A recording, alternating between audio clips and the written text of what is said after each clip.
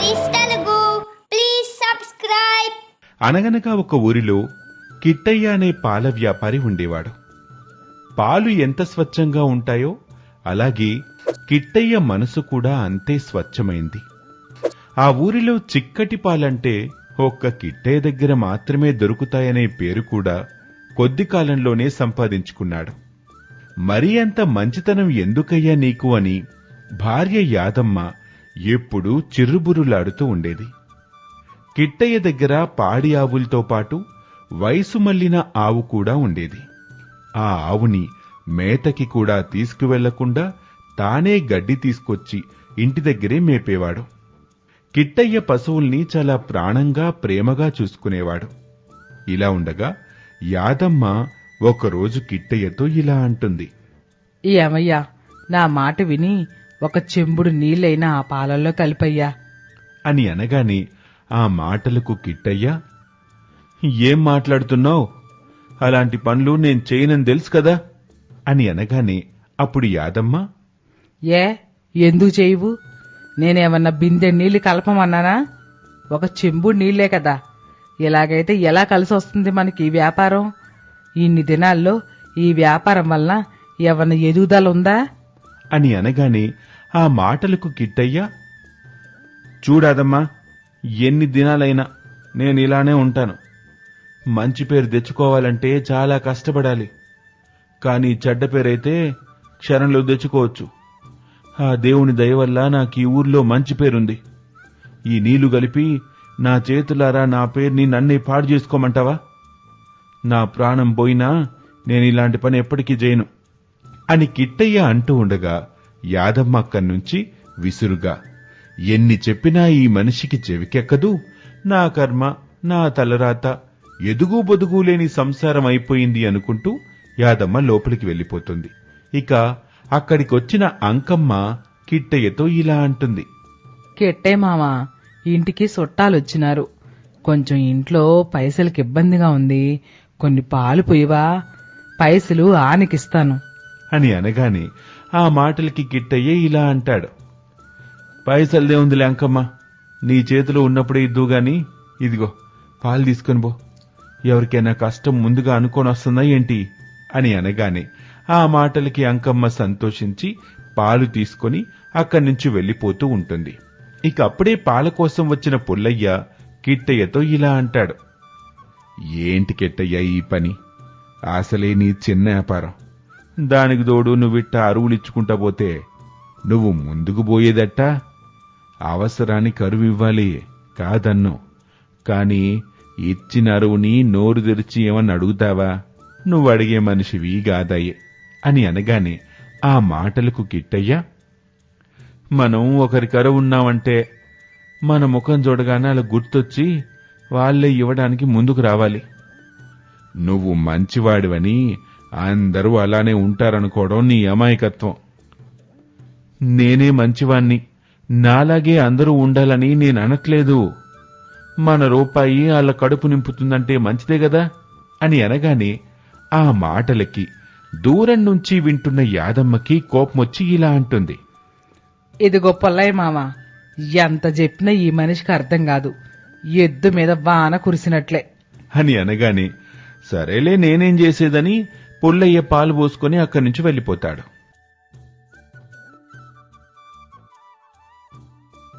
ఇక ఇదంతా ఇలా ఉండగా ఆ ఊర్లో ఒక పెద్ద ఆసామి చలపతి అనే వ్యక్తి ఉంటాడు. చలపతి స్వతహాగా డబ్బు మనిషి. ఎంత ఉన్నా ఇంకా కావాలి అనే ఆశ మాత్రం ఎక్కువగా ఉంటుంది.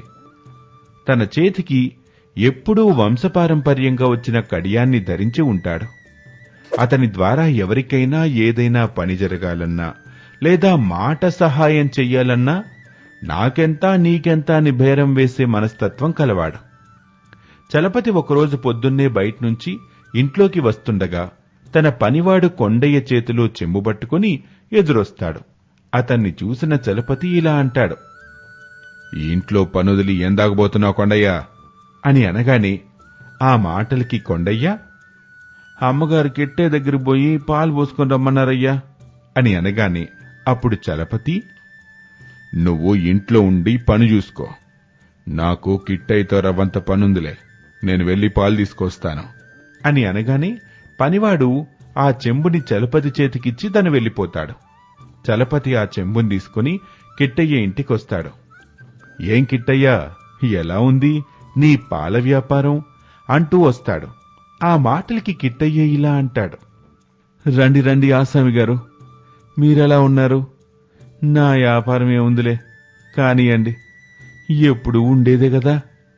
అయినా పాల కోసం కొండయ్యేస్తాడు కదయ్యా, మీరింత దూరం రావాలా? కబురంపితే నేనే వచ్చి పోసేవాను కదయ్యా అని అనగానే ఆ మాటలకు చలపతి, అదేం లేదు కిట్టయ్య, నేను నీతో పనుండొచ్చానులే. అప్పుడు కిట్టయ్య, మీ బోటి వాళ్ళకి నాతో పనేంటయ్యా అని అనగానే చలపతి, పనిదే ఉందిలే కిట్టయ్యా, ఎంతటి వారికైనా ఎదుటివారితో అవసరం లేకుండా ఉండదు, నువ్వురా నేను చెప్తానని వయసు మళ్లిన ఆవు దగ్గరికి తీసుకువెళ్లి చలపతి ఇలా అంటాడు. చూడు, ఈ వయసు మళ్లిన ఆవుతో నీకు ఎలాంటి ఉపయోగం లేదు. నువ్వు ఒక్క మాట చెప్పావంటే నేను నీకు మంచి బేరం కుదురుస్తాను. వచ్చిన ధనంతో నీ వ్యాపారాన్ని ఇంకొంచెం పెంచుకోవచ్చు గదా అని అనగాని అప్పుడు కిట్టయ్య, అయ్యా నేను ఆవును అమ్ముతానని చెప్పలేదే. నువ్వు చెప్పలేదు కిట్టయ్యా, కాని ఈ వయసు మళ్లిన ఆవుతో నీకేమొస్తుంది చెప్పు? అమ్ముకుంటే ఎంతో కొంత ధనం ముట్టుతుంది గదా, అందుకే నేనే నీకు మంచి బేరం చూశాను. అయ్యా, ఈ ఆవు మా ఇంటి మహాలక్ష్మి, ఈ ఒక్క ఆవు మాకింత పాని తెచ్చిపెట్టింది. అలాంటి కామధేనుని వయసు మళ్లిందని నేనెలా వదులుకుంటాను? కన్న తల్లిదండ్రులకి వయసు మళ్లిందని వదులుకుంటామా, చంపుకుంటామా? అలాంటిది నా తల్లితో సమానమైన ఆవుని తెలిసి తెలిసి కసాయి వాడి చేతిలో పెట్టమంటున్నారే, ఆ పని నేను చేయలేను అని అనగానే ఆ మాటలకు చలపతి, నీకుపయోగపడేవని చెప్తుంటే నువ్విలా అంటావేంటి కిట్టయ్యా? అమ్మేసినాక వాడేం చేసుకుంటే మనకెందుకు? అయినా నీ పిచ్చిగాని మనుషులు పశువులు ఒకటేనా? మనుషులన్నీ చెప్పుకోగలుగుతారు, కాని నోరు లేని ప్రాణులయ్యా, మూగజీవాల ప్రాణాలు తీయటం ఎందుకయ్యా? అంతటి పాపం మీకు వద్దు, నాకు వద్దు. మీరు రండయ్యా, పాలు పోస్తాను అని అక్కడ్నుంచి కిట్టయ్య వెనుతిరగ్గా చలపతి తన మనసులో ఇలా అనుకుంటాడు. ఈ పొద్దుగాల లేచిన వెంటనే ఎవరి ముఖం చూస్తానో ఏమో, బాగాలేదు. మంచి బేరం చేసి ఎంతో కొంత గుంజుకుందాం అనుకుంటే ఈ కిట్టయ్య నా మాటింటేగా అని అనుకుంటూ పాలు తీసుకుని అక్కడ్నుంచి పాల కోసం వచ్చిన మరొకతనితో మాట్లాడుతూ ఉంటాడు. కిట్టయ్య అతని వైపే చూస్తూ ఉంటాడు. ఇంతలో పాల కోసం వచ్చిన వాళ్ళకి పాలు పోస్తూ ఉంటాడు. చాలాసేపటి తర్వాత చలపతి వెళ్లిపోవటం చూసి కిట్టయ్య ఇలా అంటాడు. అయ్యా, మీరు పాలకి పైసలు లేకుండా పోతున్నారు అని అనగానే ఆ మాటలకి చలపతి, నువ్వు పాలు పోయకముందే నేను పైసలిచ్చాను గిట్టయ్యా, ఎందుకిట్టా అంటున్నావు? నాకేమైనా 5 రూపాయలు ఎక్కువైపోతాయా? కావాలంటే మళ్ళీ ఇస్తాను, తీసుకో అని గట్టిగా దబాయించి 5 రూపాయలు ఇవ్వబోతూ ఉంటే కిట్టయ్య తటపటాయించి, నేనే మర్చిపోయి ఉంటానులే అయ్యా, మీరెళ్ళిరండి, తప్పైపోయింది అంటాడు. కిట్టయ్య మాట చిన్నపోవటంతో చలపతి నవ్వుకుంటూ ఇంటికి వెళ్తాడు. తన పనివాడు చలపతితో ఇలా అంటాడు. అయ్యగారు, అమ్మగారు తన పుట్టింటికెళ్ళి 2 రోజుల తర్వాత వస్తానన్నారు. మీతో చెప్పమన్నారయ్యా. అమ్మగారు వచ్చేదాకా మిమ్మల్ని దగ్గరుండి నన్నే చూసుకోమన్నారయ్యా అని అనగానే ఆ మాటలకి చలపతి సరే అనుకుంటూ లోపలికి వెళ్ళిపోతాడు. ఆ రోజు నుంచి కొండయ్య చలపతి పనులన్నీ తనే చేస్తూ ఉంటాడు. ఒకరోజు గడిచిన తర్వాత చలపతి తన చేతివైపు చూసుకోగా తన చేతికి ఉన్న కడియం కనిపించదు. అది తనకి వంశపారపర్యంగా వచ్చిన కడియం. ఏమైపోయిందా అనే ఆవేదనతో ఇల్లంతా గాలించి కొండయ్యని పిలిపించి ఇలా అంటాడు. నా చేతి కడియాన్ని తీసి ఎక్కడ పెట్టావు? ఇంకా ఉంచావా లేదా అమ్మేసుకున్నావా అని అనగానే ఆ మాటలకి కొండయ్య ఆశ్చర్యపోతాడు. ఏమంటున్నారయ్యగారు, మీ కడియంతో నాకేం పనయ్యా? మరీ అంత అమాయకుల్లాగా మాట్లాడకొండయ్యా. మీలాంటి వాళ్ళకి బంగారం అంటే ఎంత వ్యామోహం ఉంటుందో నాకు తెలీదా? మర్యాదగా నిజం ఒప్పుకో, లేకపోతే నేనసలే మంచోని కాదు. అయ్యా, మీ కాలు పట్టుకుంటానయ్యా, నా మీద కోపం ఉంటే 2 మాటలనండి, 2 దెబ్బలు కొట్టండి, ఓర్చుకుంటాను. అంతేకాని అంత మాట అనకండయ్యా. మేం కూటికి పేదాలమే అవ్వచ్చు గాని గుణానికి కాదయ్యా. చాలే, నీలాంటోళ్ళకి తినటానికి తిండికి గతి లేకపోయినా చెప్పటానికి మాత్రం నీతులు చాలా ఉంటాయి. నువ్వేం మాట్లాడుకో, ముందు పద, మీ ఇంటికి వెళ్దాం అని విసురుగా కొండయ్య ఇంటికి వెళ్లి వాళ్ళ ఇంట్లోని సామానంతా బయటకు విసిరిపడేస్తూ వెతుకుతూ ఉంటాడు చలపతి. ఇదిలా ఉంటే కిట్టయ్య తన వయసు మళ్ళీ నావుకి గడ్డేస్తూ అక్కడ పక్కనే పడి ఉన్న కడియాన్ని చూసి ఇలా అనుకుంటాడు. అమ్మో, బంగారు కడియమే, ఎంత కాదన్నా 10,000 వరహాల దాకా ఉంటుంది అని అనుకుంటూ ఉంటే యాదమ్మ అది విని వచ్చి ఇలా అంటుంది. అవునయ్యా, నువ్వు అంటున్నది నిజమే, చాలా ఎక్కువ ధరే పలుకుతుంది. అప్పుడు కిట్టయ్య, ఎంత ధర పలికినా మాత్రం మనం అమ్ముకుంటామా ఏమి? ఇది ఎవరు పడేసుకున్నారో అడిగి వాళ్ళకి అందించాలి. ఎంత పెద్ద విలువైన వస్తువు పోయినందుకు వాళ్ళెంత కుమిలిపోతున్నారో పాపం. ఏంటయ్యా నీది మరీ చాదస్తం, నువ్వింక మారవా అని అనగానే కిట్టయ్య కల్లెర చేస్తాడు. నోరు మూసేస్తుంది యాదమ్మ. ఇంకా ఎక్కువ మాట్లాడితే కొట్టినా కొడతాడు, వామ్మో అనుకుంటూ ఉండగా కొండయ్య మాత్రం ఈ వస్తువు ఈ ఊర్లో మన ఆసామిది తప్ప ఇంకెవ్వరిది అయ్యుండదు, నేనెళ్ళి ఇచ్చేసొస్తానని బయలుదేరతాడు. అలా కిట్టయ్య కడియాన్ని తీసుకుని చలపతి ఇంటికి రాగా అక్కడ చలపతి లేకపోవటంతో వెనుతిరిగి వెళ్తూ దారిలో కొండయ్య ఇంటి దగ్గర సామానంతా బయటపడేస్తున్న చలపతిని చూసి అక్కడికి వెళ్లి ఇలా అంటాడు. ఏందయ్యా ఈ పని చేస్తున్నారేంటి అని అనగానే అప్పుడు కొండయ్య, నువ్వన్నా చెప్పు కిట్టయ్యా, అయ్యగారి కడియం పోయిందంట, దాన్ని నేనే తీశానని మా ఇల్లంతా గాలిస్తున్నారు. నేనెందుకట్టే చేస్తాను? తిన్నింటా అసలు లెక్క పెట్టడం తప్ప నాకు తెలీదా? అయ్యగారి కన్నా అమ్మగారికే నా మీద ఎంతో నమ్మకం. ఆమె తల్లిలాగా మాకే కష్టం వచ్చినా ఆదుకుంటది.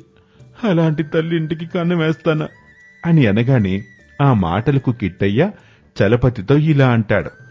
అయ్యా ఆసామి గారు, మీరు చాలా పొరపాటు పడ్డారు. నిజం తెలియకుండా ఒకరి మీద నింద వేయటం చాలా తప్పయ్యా. ఇదిగోండి మీ కడియం. ఆ రోజు మీరు మా ఇంటికి వచ్చినప్పుడు పడేసుకున్నారు. ఈ కడియాన్ని మీకివ్వడానికి మీ ఇంటికి పోయి వస్తున్నాను అని అనగానే చలపతి ఒక్క క్షణం ఆలోచించకుండా తొందరపడి తప్పు చేశాను అనే అవమానంతో తలదించుకుంటాడు. అప్పుడు కిట్టయ్య, జరిగిందేదో జరిగిపోయింది ఆసామి గారు. నేను మీకు చెప్పేటంతటి వాణ్ణి కాదు. నమ్మకమైనా గౌరవమైనా ఒక్కసారి పోతే మళ్లీ తిరిగి రావు. బతకటం గొప్ప కాదయ్యా, ఎలాగైనా బతికేస్తాం. కాని ఆ బతకటంలోనే నిజాయితీ ఉంటే మనం ఎక్కడైనా తలెత్తుకొని నిలబడగలుగుతాం. మీరు పెద్దవాళ్లు, కొంచెం వెనక ముందు ఆలోచించండి. ఇదిగోండి మీ కడియాన్ని మీరు తీసుకోండి అని ఆ కడియాన్ని ఆసామి చేతికి అందిస్తాడు. అతను కన్నీళ్లతో 2 చేతులు ఎత్తి నమస్కరించి ఇలా అంటాడు. నన్ను క్షమించు కిట్టయ్యా, నేను చాలా పెద్ద తప్పు చేశాను. నువ్వెంత నిజాయితీపరుడివి. నీ నిజాయితీ ముందు మాలాంటి వాళ్ళు నిలబడలేరు. నీ ఆవుని అమ్మించి లాభం పొందాలి అనుకున్నాను. నువ్వు ఒప్పుకోలేదని కోపంతో నీకు పాల డబ్బులు కూడా ఇవ్వకుండా దబాయించి వచ్చేశాను. ఒక నోరు లేని జీవాన్ని కసాయివాడి చేతికి అందించాలనుకున్నాను. కాని ఇంత విలువైన వస్తువు దొరికినా నువ్వు తిరిగిస్తున్నావు. నీ స్వచ్ఛమైన మనసుకి కోటి దండాలు. ఇదిగో ఈ 1000 రూపాయలు తీసుకో, నా తృప్తి కోసం అని బలవంతంగా కిట్టయ్య చేతిలో ధనం పెట్టి కొండయ్య వైపు తిరిగి ఇలా అంటాడు. కొండయ్య, నువ్వు కూడా నన్ను క్షమించాలి. నువ్వు ఎన్నో రోజుల నుంచి నమ్మకంగా ఉన్నప్పటికీ నేను నిన్ను అనుమానించాను. మనస్ఫూర్తిగా నన్ను క్షమించు. నేను చేసిన తప్పుకి నష్టపరిహారాన్ని చెల్లిస్తాను అని తనకి కొంత ధనమిచ్చి చేతులెత్తి నమస్కరించి బయటపడేసిన సామానంతా అందరూ కలిసి లోపలికి చేర్చి తిరిగి ఎవరిళ్లకు వాళ్లు ఆనందంగా వెళ్లిపోతారు.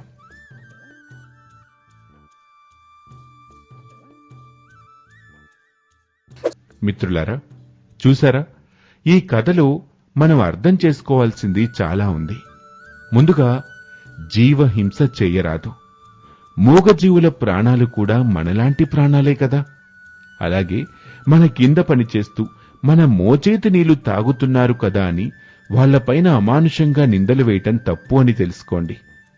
ఇక కిట్టయ్య విషయానికొస్తే తనకున్న మంచి మనస్సుతో తనకు దొరికిన బంగారానికి ఆశపడకుండా నిజాయితీతో వాళ్ళకి తిరిగందించాడు. ఒక్క మాటలో చెప్పాలంటే నిజాయితీ అంటే నీతిగా బ్రతకటం. నీతి అంటే ఎటువంటి స్వార్థం లేకుండా అందరితో మంచిగా మెలగటం. ఇంకా చెప్పాలంటే నిజాయితీతో బ్రతకటమే ఉత్తమమైన లక్షణమని తెలుసుకోండి. మా ఈ కథ మీకు నచ్చినట్లయితే లైక్ చేయండి, షేర్ చేయండి, సబ్స్క్రైబ్ చేసుకోండి. అందరికీ ధన్యవాదాలు.